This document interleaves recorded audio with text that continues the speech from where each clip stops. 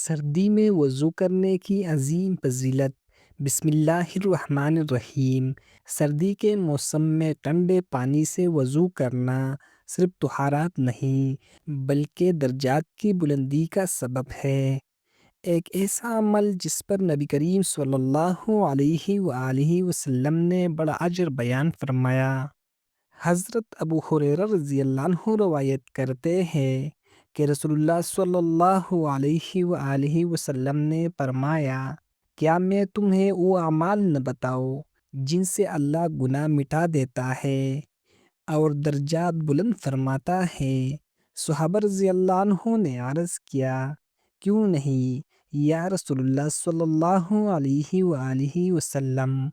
آپ صلی اللہ علیہ وآلہ وسلم نے فرمایا، مشقت کے وقت پورا پورا وضو کرنا۔ صحیح مسلم حدیث نمبر 251۔ علماء فرماتے ہیں، سردی میں وضو اسی مشقت میں شامل ہے جس پر بڑا اجر ملتا ہے۔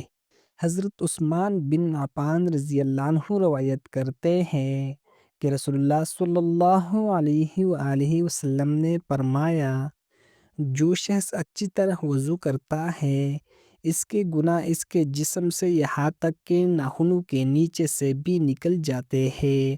صحیح مسلم حدیث نمبر 245۔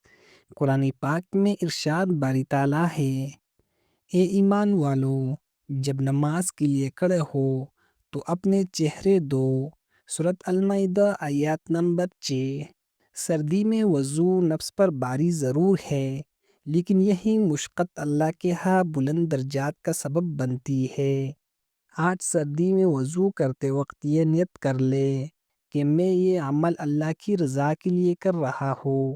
ویڈیو کو شیئر کریں تاکہ یاد دہانی کسی اور کے لیے بھی اجر کا سبب بن جائے۔